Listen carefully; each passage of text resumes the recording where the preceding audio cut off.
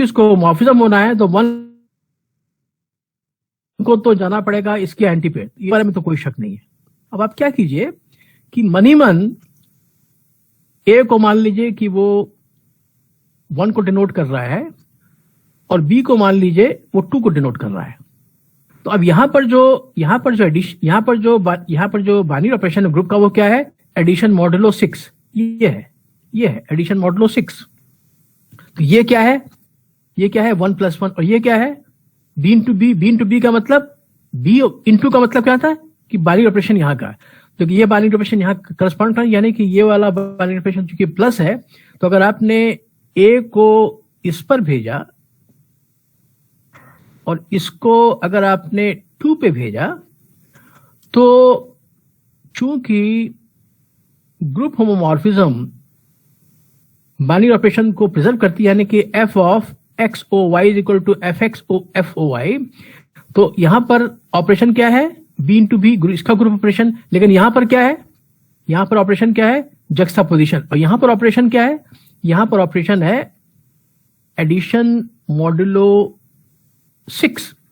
तो ये b जो है b² is actually b + b, यहां का b + b क्या हो जाएगा, अगर ये आपका 2 है तो 2 + 2 क्या हो जाएगा, 2 + 2 होना चाहिए 4। तो ये चूंकि यहां पर है b इंटू बी, जो कि यहां ट्रांसफर हो जाएगा 2 + 2, तो b² को कहां जाना चाहिए, 2 + 2, इसको जाना चाहिए 4 पे जाना चाहिए। और फिर ए बी क्या हो जाएगा, ये अगर ए है ये बी है, तो यहां पे ऑपरेशन प्लस है, ए प्लस मॉडुलो 6 2, तो 1 + 2 बराबर 3 के, तो इसको जाना चाहिए 3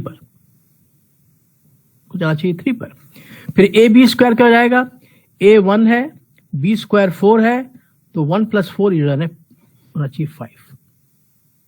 तो ये आपका मैप हो गया। तो मैप तो आपको बाइजेक्टिव मैप मिल गया, और आपको मालूम चलेगा कौन सा एलिमेंट किसको करस्पॉन्ड कर रहा है। बाकी आप चेक कर लीजिए कि होमोमॉर्फिज्म है कि नहीं। तो आपको वाकई में ये दिस यस बोलिए राइट सर, आपने ये ए को 1 पे और बी को 2 पे किस मतलब फंक्शंस के थ्रू ले गए वहां पे?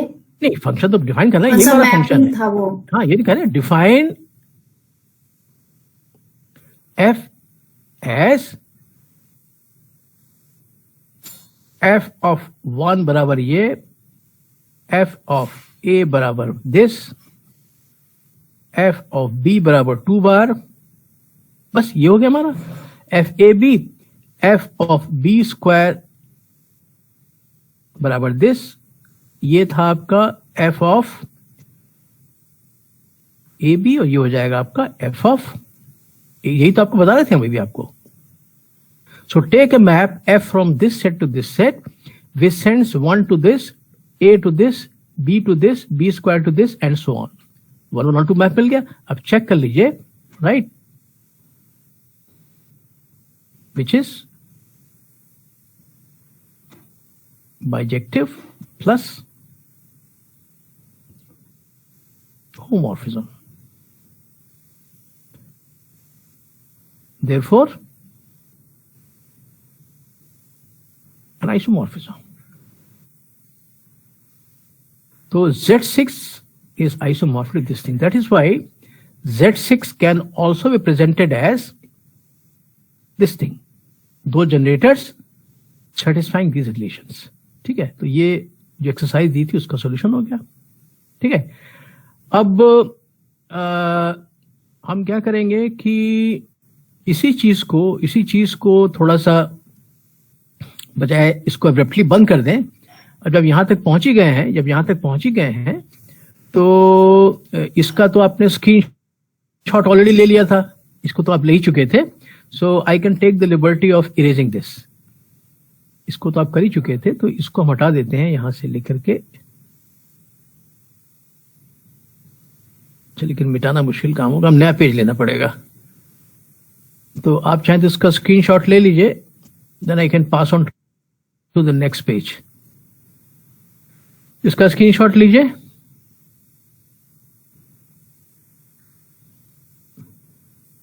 हो गया sir. Okay.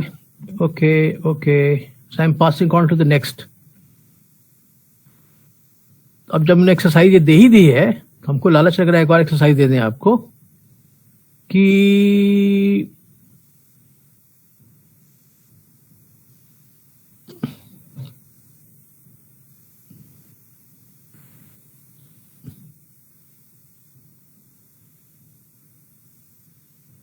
verify that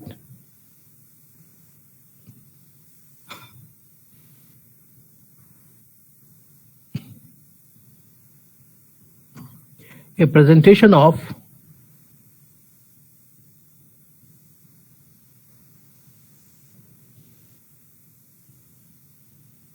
the Hurdle group D to N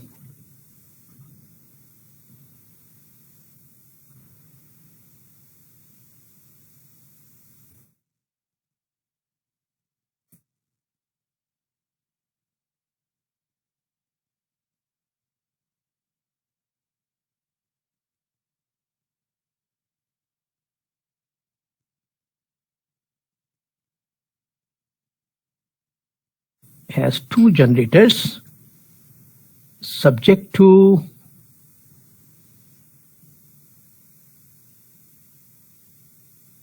A and B to the power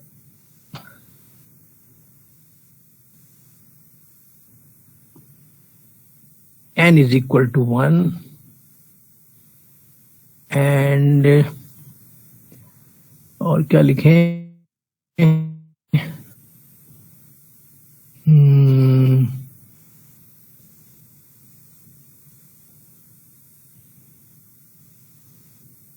A B is equal to B inverse A. I'm sorry.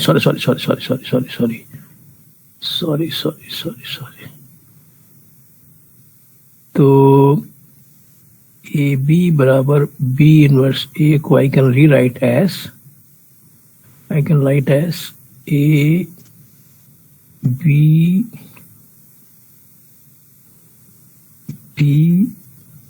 A inverse is equal to 1। दो तो पहले B से multiply कर दे फिर A inverse से multiply कर दे, so I can write like this thing and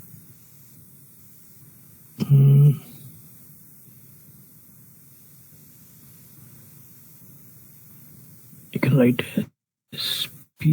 इसको लिखेगा मत, हम अपना कुछ कैलकुलेशन कर रहे हैं।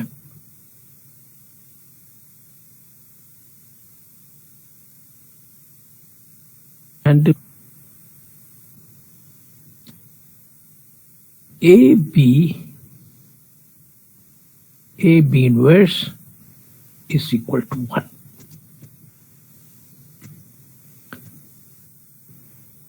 ये आपके लिए नहीं है, ये तो केवल हमको अपनी मदद के लिए चाहिए था।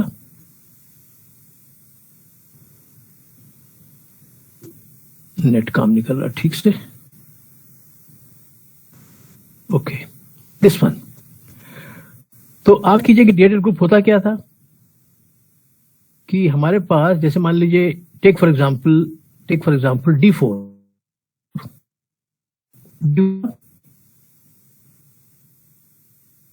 all plane symmetries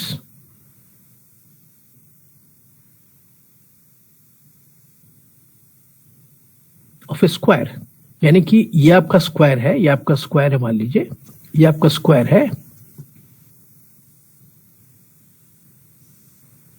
कुछ नाम दे देते हैं इसका 1 2 3, ये इसकी वर्टिसेस हैं। तो हमको देखना है कि वो कौन कौन सी प्लेन में ट्रांसफॉर्मेशंस हैं जिनको अप्लाई करने के बाद हमको वापस यही स्क्वायर मिल जाएगा। तो आप याद कीजिए क्या क्या थी कि अगर हम ये इसका मान लीजिए सेंटर है, इसका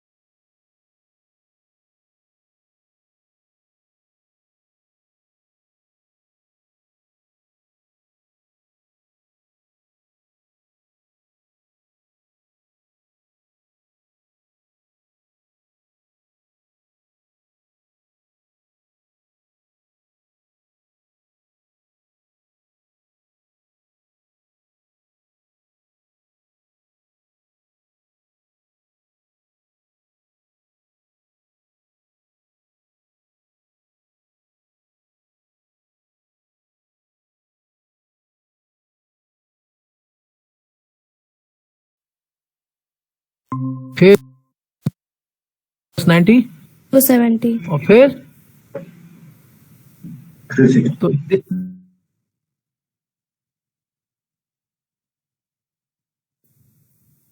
कुछ मत घुमाइए, एक ही बात है, फिर वापस वहीं पहुंच जाएंगे। तो 4 तो ये हो गई। तो ये कितने थे आपके पास? 4 थे। फिर क्या था आपके पास? अब याद कीजिएगा कि हम क्या कर सकते हैं कि ये सेंटर के पास करने वाली हॉरिजॉन्टल लाइन खींच दें और इसको हम घुमा दें, फ्लिप कर दें। इसको जो है इसका मिरर इमेज ले लें। यहाँ मिरर इमेज लें, क्या हो जाएगा? 1 यहां पहुंच जाएगा, 2 यहां पहुंच जाएगा, 4 यहां पहुंच जाएगा, 3 यहां पहुंच जाएगा। तो एक मिरर इमेज ये हो गई और एक मिरर इमेज ऐसे ही आप यहां ले लीजिए, यहां ले लीजिए, right. So 2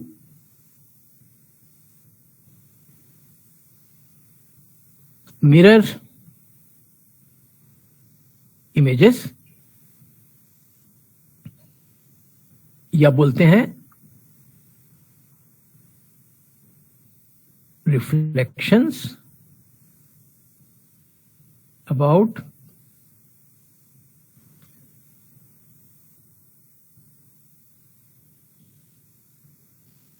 the horizontal line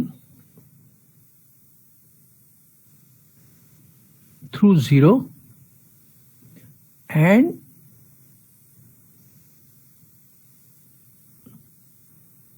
the vertical line through 0। ये मिल गया, 2 ये मिल जाएंगे।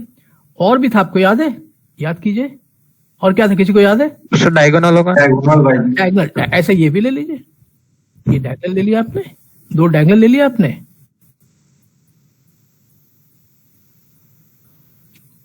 टू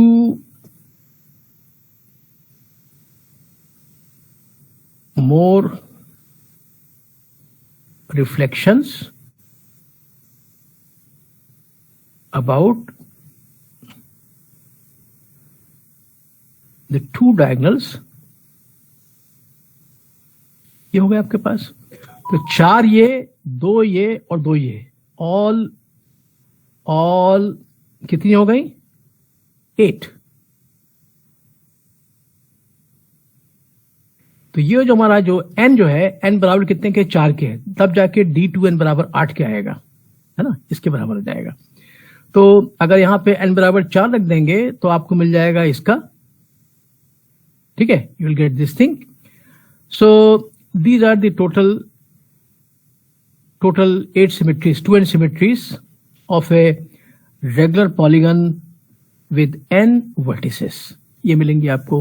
हम कह रहे हैं यहां पर ऐसा, तो हम क्या कीजिए, तो जैसे वहां किया था, आप क्या कीजिए कि ये जो रोटेशन है अबाउट 90 डिग्री, ये जो रोटेशन है इसको डिनोट कर दीजिए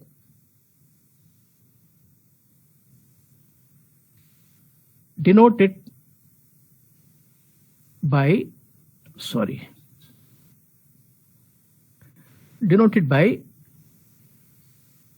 A, और 2 mirror images about the horizontal line through this thing। तो ये जो है about horizontal line वाला जो है,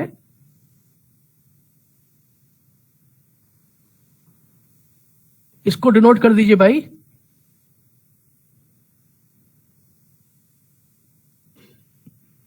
denoted by,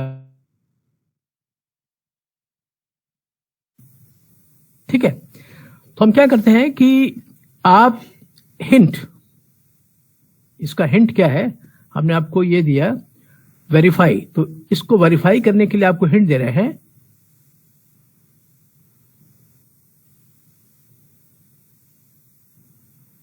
mentally think of A and B as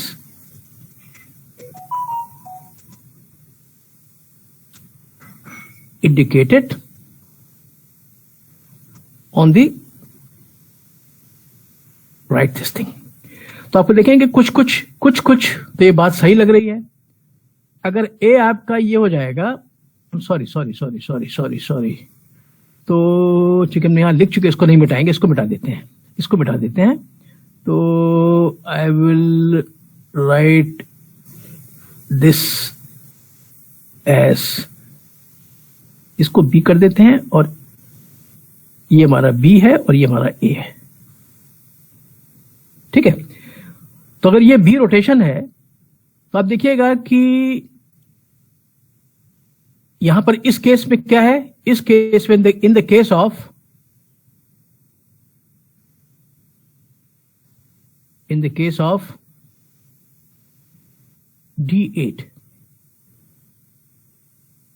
where n is equal to 4, in the case of D8 where n is equal to 4, तो अगर ये आपका मान लीजिए, ये आपका अगर A है, ये अगर आपका A है, अगर ये A है, तो ये जो हॉरिजॉन्टल रोटेशन है इसको 2 बार कर दीजिएगा, क्या मिलेगा आपको, वापस पहुंच जाएंगे एंटी एलिमेंट पर, उसी पहुंच जाएंगे। पहली बार में क्या हो जाएगा, 1 यहां गया और 2 यहां आया, ये चला गया, फिर उसको लगा देंगे तो क्या हो जाएगा, फिर वापस पहुंच जाएगा 1 यहां पर 2 यहां पर। That means A square will give you know change anti element. तो ये वाली चीज आपकी वेरीफाई हो जाएगी, ये वाला पार्ट जो है, अगर ए की चॉइस आपने ये ली तो this condition is met, this condition is met. बात समझ आ रही कि नहीं?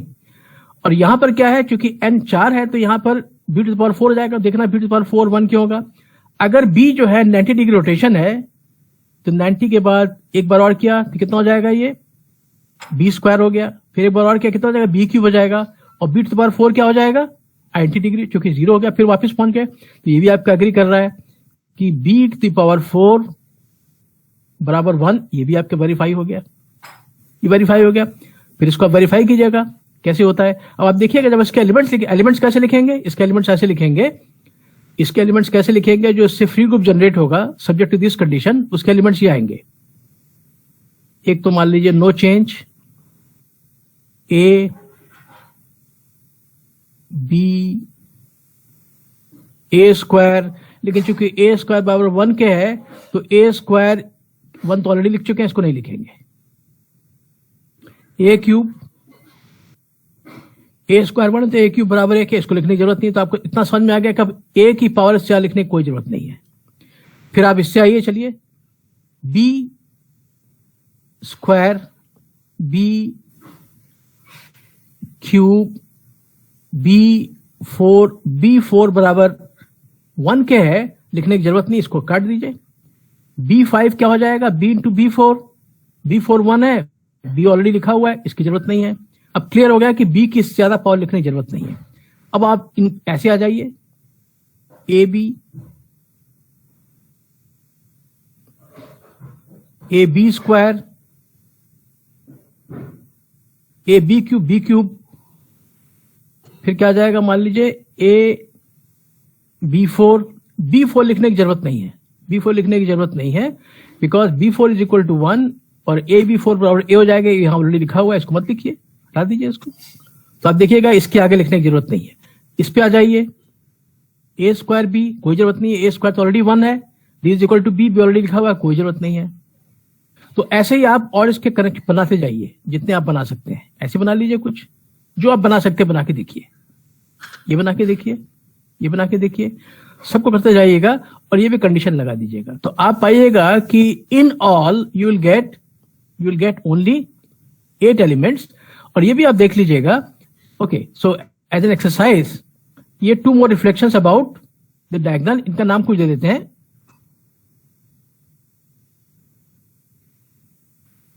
से ए हो गया, बी इस्तेमाल कर लिया, सी and D.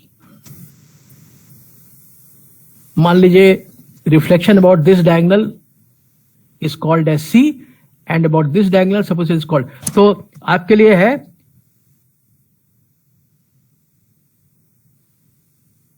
Express C and D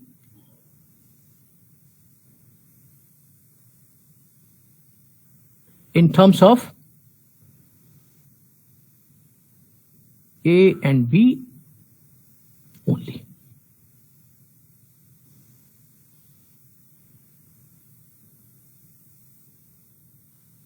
यानी कि express C as a suitable product of A and B and D also a suitable product of A and B only.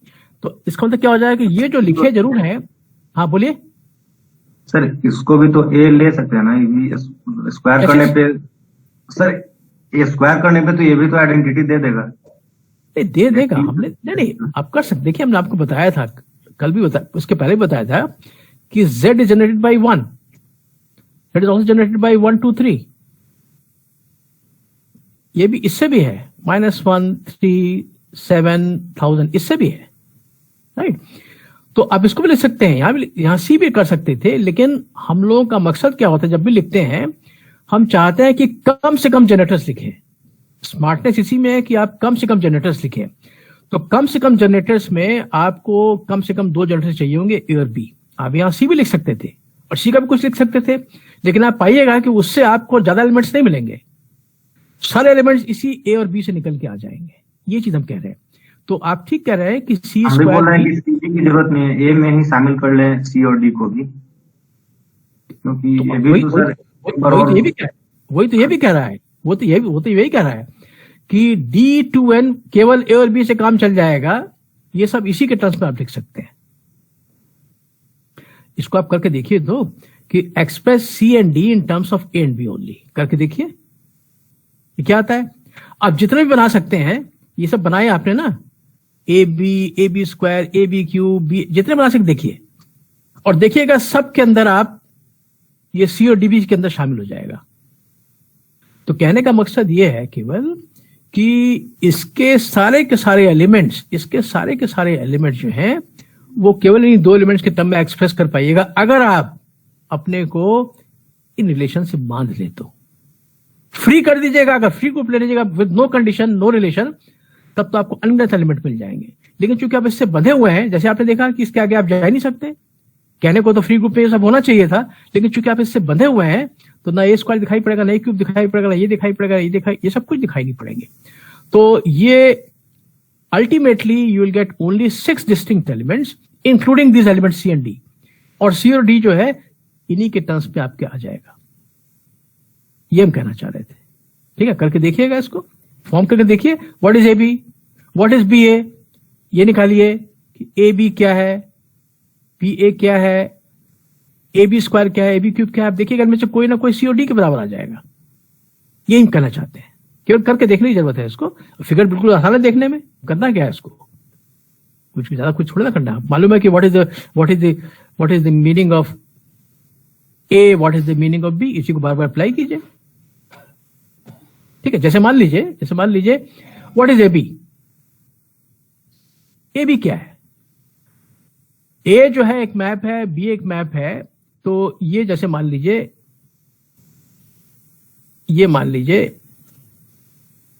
ये ए है, ये बी है।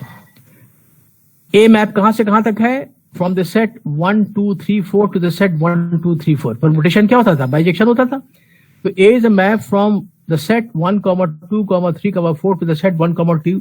ए करता क्या है, क्योंकि ए का मतलब होता है 90 डिग्री रोटेशन, तो 1 को कहां भेजेगा, व्हाट डज ए डू। ए वो मैप है, ये 1 2 3 4 1, अच्छा 1 2 3 4, ये सेट्स हैं आपके, मान लीजिए ये सेट्स हैं, सेट्स ऑफ वर्टिसेस। तो ये मैप ए करता क्या है, ये मैप ए करता क्या है, ए जो है रोटेशन बाई 90 डिग्री है, ये तो आपको याद है 90 डिग्री है। तो 90 डिग्री बाद 1 कहां चला, 2 पे, तो 1 चला जाएगा आपका 2 पर, ये कहां चला जाएगा आपका, ये 2 पे चला गया। 2 चला जाएगा 3 पर, 2 चला गया 3 पर, 3 चला गया 4 पर, और 4 चला गया आपका 1 पर। तो ए का असली मतलब ये है इन टर्म्स ऑफ मैप। ऐसे ही आपका, अच्छा ये तो हमने, ये सॉरी बी का मतलब है, आई एम सॉरी, क्योंकि बी था हमारा 90 डिग्री बराबर, नोटेशन बदल दिया था बाद में। So this is actually B, so this is your कहां चला गया, आज ये काम नहीं कर रहा ठीक से। So this is actually your, okay, this is actually your,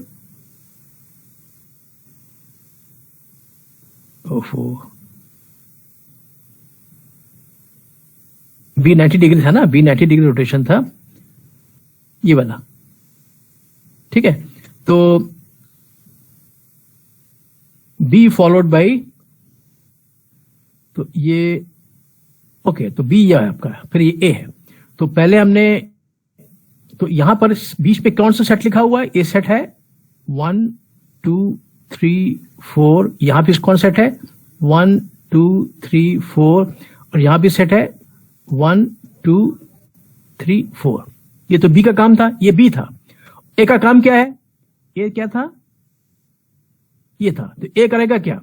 ए क्या करेगा 1 2 3 4। तो ए कौन सा मैप है? ए क्या करता है? Reflect through horizontal. तो 1 को भेज देता है 4 पे, तो 1 को कहां भेज देगा? 4 पे। 2 को कहां भेज देगा? 3 पे। 3 को कहां भेज देगा? 2 पे। और 4 कहां भेज देगा? ये आपका ए हो गया, ये आपका बी हो गया। दोनों मैप कंपोज कर दीजिए, तो क्या मिल जाएगा? बता देगा 1 2 3 4 फाइनली कहां गए। तो that is going to be your A B. ये आपका ए बी मिल जाएगा आपको। ऐसे बी ए मिल जाएगा, ऐसे आप A B square, A B cube सब निकाल लीजिए। आप देखिएगा उनमें से कोई ना कोई सी डी के बराबर आ जाएगा। तो कहने का अर्थ यह हुआ कि सी डी को भी आप कोशिश करके ए बी की फॉर्म लिख सकते हैं। तो ultimately only 2 generators A B, right, A B, right. आप चाहें तो भी ट्राई कर लीजिए कि आप केवल ए लीजिए, इसकी जगह पे ले लीजिए C. Then you will find that B can be express in terms of A and C. बहुत सारी वैरायटीज हैं। A group can have more than 1 presentation, जैसे कि यहां पर था ये प्रेजेंटेशन, ये भी है कि ये भी है, बल्कि Z6 पे देखा ही था। Z6 के 2 प्रेजेंटेशन देख चुके हैं आप ऑलरेडी। तो किसी ग्रुप के कई प्रेजेंटेशन उसको, उनमें से एक ये है D2N का। This is one of the presentations of the group D2N। तो ये एक्सरसाइज है और हमने आपको थोड़ा सा एक्सप्लेन कर दिया कि how to go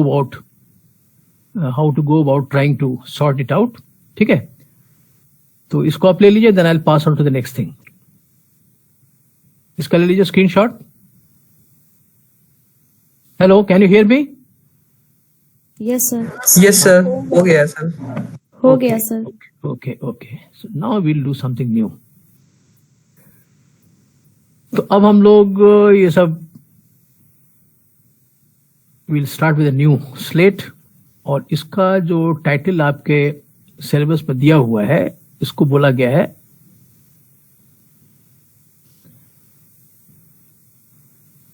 canonical forms, right. और ये सब आपको मिल जाएगा किसी भी अलजेब्रा किताब में जिसमें लीनियर अलजेब्रा भी दिया हुआ है, या केवल लीनियर अलजेब्रा किताब। फॉर एग्जाम्पल हमारी पर्सनल फेवरेट है इस मटेरियल के लिए हर्स्टीन।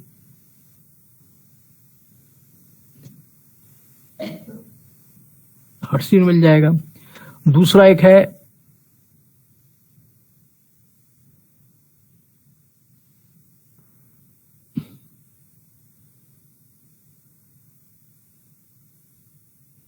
शॉम सीरीज।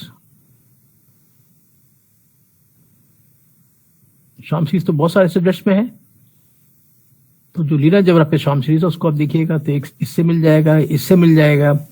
और थर्ड किताब आपकी है वो है वो एक किताब है भाई फ्रिडबर्ग। है, बोलिए। फ्रिडबर्ग, हॉफमैन कोंज। हॉफमैन कुछ तो है ही है, वो तो लीनियर अलजेब्रा किताब है ही है। Of course, very right. Hoffman and Kunze तो खैर है ही, वो तो पूरी किताब हम बता रहे। ये तो पूरी किताब लीनियर अलजेब्रा पे, हॉफमैन कुंज मिल जाएगा, सब कुछ मिल जाएगा आपको, राइट। तो इतना पर्याप्त है। हर्स्टीन, शाम सीरीज, हॉफमैन कुंज अगर आप परचेज, नथिंग लाइक इट, इससे अच्छी किताब आपको मिलेगी नहीं। This is the most standard book on linear algebra. सब कुछ मिल जाएगा इसके अंदर। Of course with some notation में हो सकता है थोड़ा अंतर हो। तो पहले हम आपको एक आइडिया दे दें कि कैनोनिकल फॉर्म्स का अर्थ क्या है। तो कैनोनिकल फॉर्म्स का अर्थ यह है कि जैसे मान लीजिए कि V कोई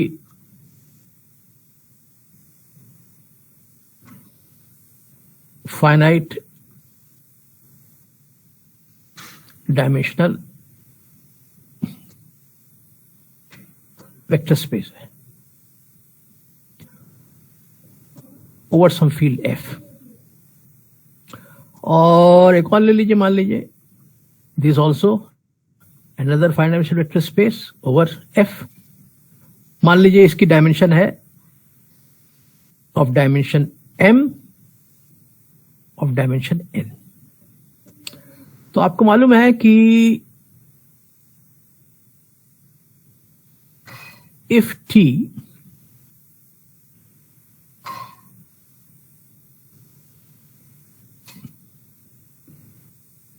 is a linear transformation, then there exists a matrix representation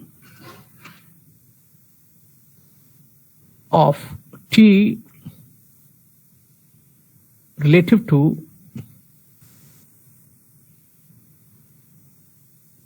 some given ordered basis of V and U.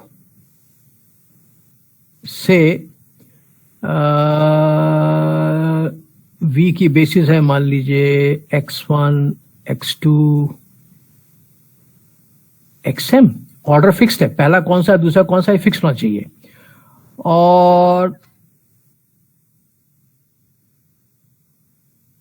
Of V, और ये मान लीजिए y1, y2, yn of W. So this has what is called as a matrix representation of T. Right?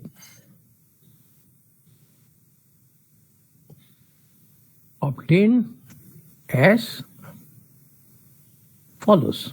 सब आपने किया होगा, केवल याद दिला रहे हैं। Suppose T of x1, T of x2, T of xm, ये लिखिए, सब लिखिए आप, ठीक है।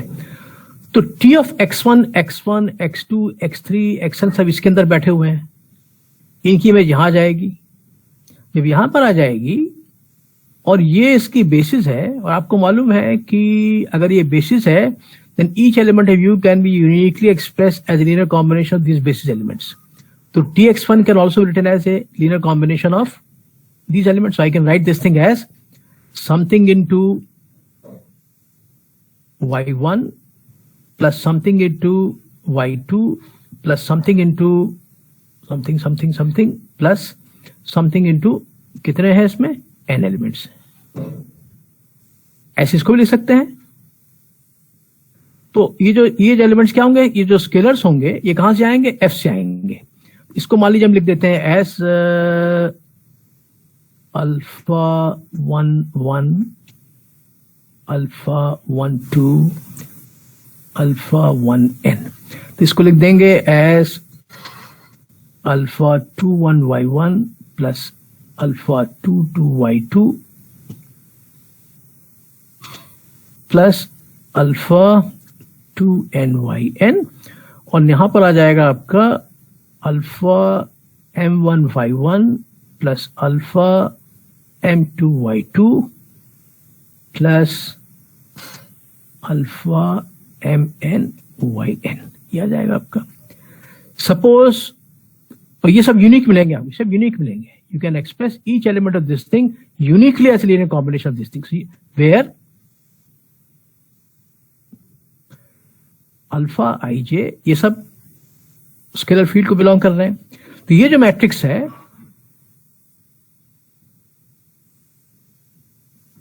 सर जो बी डैश है वो यू का बेसिस होगा ना। अच्छा ये, अच्छा हमने यहाँ पे यू लिखा है, सॉरी, हाँ ठीक है। ये आपका जो है this is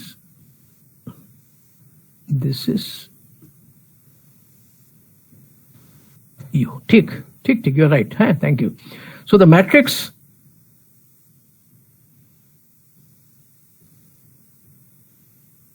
representation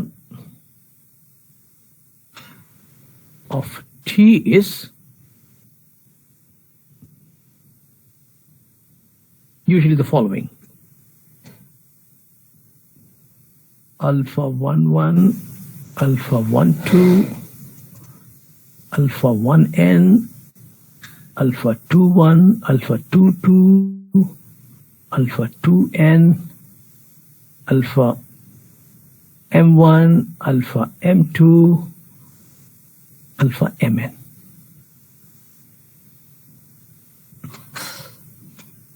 And M cross N matrix. तो ये इसकी मैट्रिक्स हो गई, ये इसकी मैट्रिक्स हो गई. आप चाहें तो आप नाम दे सकते हैं. आई कैन कॉल इट से empty.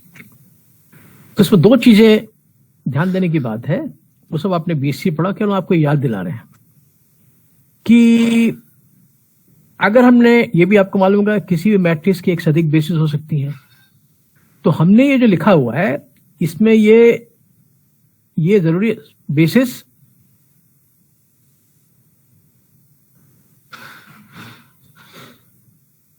B and B dash.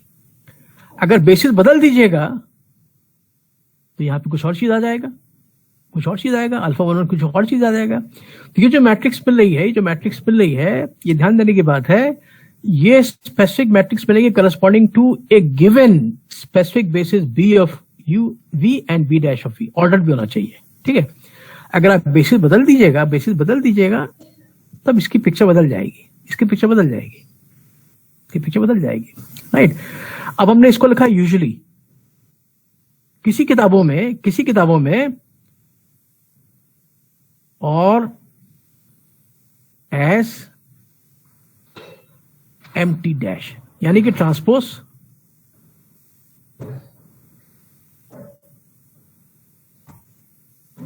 The transpose of T.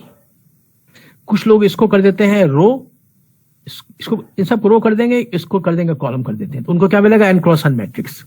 ये आपको जो भी किताब देख रहे हैं ध्यान देना पड़ेगा. ये क्यों कह रहे हैं? इसलिए कह रहे हैं कि देखिए, अगर आपके पास 3 वेक्टर स्पेस होते, V U W of dimension M N L, ये होता मान लीजिए T, ये होता मान लीजिए S. एक ट्रांसफॉर्मेशन T है, यहां से लेके S है. तो इसका कंपोजिशन क्या हो जाएगा? ये हो जाएगा, ST हो जाएगा. ठीक है. तो हम लोग ये चाहते हैं कि अगर हम इसकी मैट्रिक्स निकालें, then this should be turn out, ये ऐसा होता भी है, this should equal to the matrix multiplication of the matrix of T with matrix of S. ये होता है. ठीक है. तो अगर आपने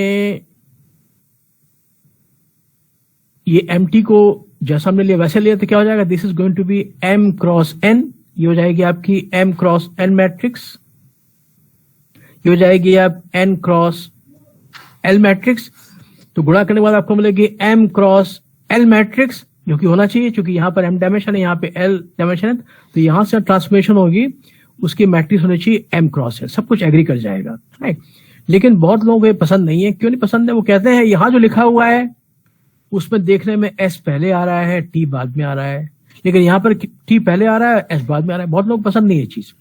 वो चाहते हैं कि ये चीज ऐसा दिखे, अगर हम MST लिख रहे हैं तो यहां भी पहले MS आए, फिर यहां पर MT आए. तो जब वो ऐसा चाहेंगे तो आपको जो हमने मैट्रिक्स लिया ये वाली, इससे काम नहीं चलेगा. आपको लेना पड़ेगा ट्रांसपोज ऑफ दिस थिंग. इसलिए हमने कहा कि आपको वो किताब, जो भी किताब आप देखें, उसमें पहले ये चीज देख लें कि वो किसी भी मैट्रिक्स का प्रेजेंटेशन ये दे रहा है ये दे रहा है, दोनों से काम चल जाएगा, right. It's just a matter of taste. अगर आपको असुविधा नहीं है इस चीज में कि इस कंपोजिशन का जो मैट्रिक्स है, that is the matrix product, that is product of the matrix of not of S and T but of T and S. पहले टी फिर एस। लिखने में क्या दिखाई पड़ रहा है, पहले एस फिर टी। तो जिनको ये पसंद नहीं है उनको मजबूर होकर के इसकी मैट्रिक्स को ये लेना पड़ेगा, सॉरी ये लेना पड़ेगा, ट्रांसपोज लेना पड़ेगा, और कोई अंतर नहीं आएगा। ओके, सो विद एनीवे, तो हम लोग फिलहाल इससे काम चला रहे हैं, जैसे हर्स्टीन ने क्या किया, हर्स्टीन के साथ दिक्कत है। हर्स्टीन साहब ने क्या किया है कि उन्होंने जब ये कैनोनिकल फॉर्म वाले चैप्टर में आते हैं तो पूरी स्कीम नोटेशन की चेंज कर दी है, राइट। तो इसको क्या लिख देते हैं, वो लिख देंगे इसको एस टी एस, बजाय एस टी की जगह टी एस लिख देंगे, राइट। उसके बारे में बात नहीं करेंगे ज्यादा, क्योंकि आपकी अपनी फेवरेट किताब होगी। जो भी किताब आप पसंद करें, चाहे हॉफमैन कुंज, चाहे हर्स्टीन, चाहे कोई भी किताब हो जिसमें ये सब चीज दी हो, तो ये जरूर चेक कर लीजिएगा कि उन्होंने किसी ट्रांसफॉर्मेशन की मैट्रिक्स को कैसे स्पेसिफिकली लिखा है, इस फॉर्म में लिखा है कि इसका ट्रांसपोज लिखा है। तो ये तो बात हो गई आपकी। चलिए कि कैसे हम किसी भी ट्रांसफॉर्मेशन से उसकी मैट्रिक्स एसोसिएट करते हैं, ठीक है। अब जब ये जो है, अगर मान लीजिए v बराबर u के हो गया, राइट। अगर v बराबर u के हो गया तो हमारा क्या हो जाएगा, t जो हो जाएगा हमारा यहां से यहां तक हो जाएगा। तो ये जो मैट्रिक्स मिलेगी क्या मिल जाएगी, m cross n square matrix मिल जाएगी, स्क्वायर मैट्रिक्स मिल जाएगी, स्क्वायर मैट्रिक्स मिल जाएगी, स्क्वायर मैट्रिक्स मिल जाएगी, ठीक है। जब स्क्वायर मैट्रिक्स मिल जाएगी तो हमको मालूम है कि दो स्क्वायर मैट्रिसेस सिमिलर होने का अर्थ क्या होता है। टू स्क्वायर मैट्रिसेस, मान लीजिए ए एंड बी है, कैपिटल ए कैपिटल बी, तो two square matrices A and B are said to be similar if you can find an invertible matrix P such that B is equal to P A P inverse। हम next time इसको लिख भी देंगे, ठीक है। ये सब पढ़ा होगा लेकिन आपको याद दिला देंगे। So two matrices are said to be similar A and B if you can find an invertible matrix P, right, such that देखिए ये मान लीजिए 2n क्रॉस n। अभी आपका क्लास है दूसरा, इसके बाद है कि नहीं? Hello Yes, sir. No, sir. No, sir. I'll take just 5 minutes extra, otherwise हमको सबको रिपीट करना पड़ेगा, ठीक है। तो हम ये कह रहे थे कि अगर ये हम इसको नेक्स्ट थोड़ा सा बढ़ा देते हैं। देखिए हम ये कह रहे थे कि अगर if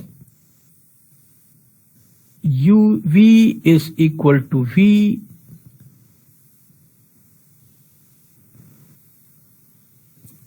then matrix of t is square matrix मिल जाएगी। And is equal to u. हाँ ठीक, ये u है, ठीक है, कर लीजिएगा, ठीक कर लीजिएगा, है मिटाएंगे, टाइम कम का है। अगर v बराबर u हो जाएगा तो मैट्रिक्स स्क्वायर हो जाएगी। And you know that two square matrices A B of the same order are called similar if there exists a square matrix P of the same order such that B is equal to P inverse AP। तो obviously हम P inverse लिख रहे हैं, इसका मतलब P का inverse exist करना चाहिए। If there exists an invertible matrix P such that B is equal to P inverse AP, right? We then write like this thing and we say that A is similar to B। ये भी आपने पढ़ा होगा that being similar is an equivalence relation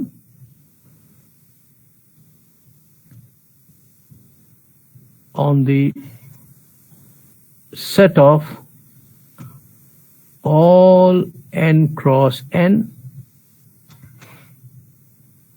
matrices. क्या मतलब हो जाएगा? Every square matrix A is similar to itself. Obviously P को ले लेंगे एंटी मैट्रिक्स. अगर A सिमिलर है B के तो B भी सिमिलर हो जाएगा A के. बिल्कुल आसान है. इसका मतलब क्या हो जाता है? इसका मतलब हो जाता है कि B is equal to P inverse AP. अगर सिमिलर इसका मतलब फॉर सम इन्वर्टर मैट्रिक्स हो जाएगा. And this means that P inverse is equal to A, and this means that P inverse B P inverse is equal to A. यानी कि फिर आपको एक इन्वर्टेड मैट्रिक्स मिल गई such that A can be written like this thing, and this will imply that A is similar to B. This implies that B is similar to A. और वैसे ही अगर A similar to B है और B similar to C है, then this implies that A is similar to C, because A similar to B का मतलब क्या हो जाएगा? This implies that B is equal to P inverse AP, and B is similar to C implies C is equal to Q inverse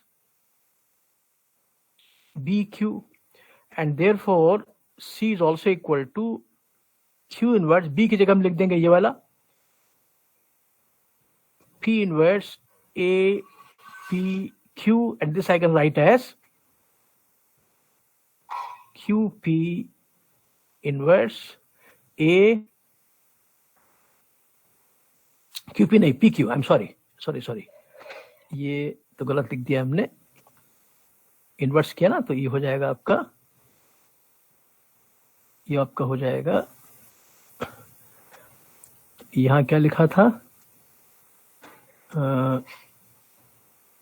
ये था आपका PQ inverse.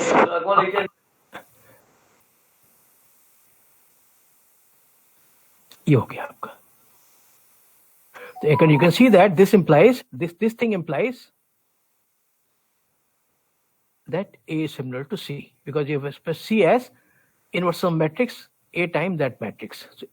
तो इसका मतलब this is an equivalence relation. This is an equivalence relation. तो अगर ये आपका मान लीजिए all n cross n matrices का कोई इमेजिनरी कलेक्शन है, the equivalence relation will give a partition.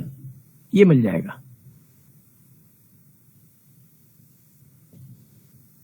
तो इसमें जितनी मैट्रिसेस हैं n क्रॉस n सब सिमिलर है. यहाँ भी सब सिमिलर है, यहाँ भी सब सिमिलर है, यहाँ भी सब सिमिलर है. पार्टीशन मिल जाएगा आपको. ठीक है.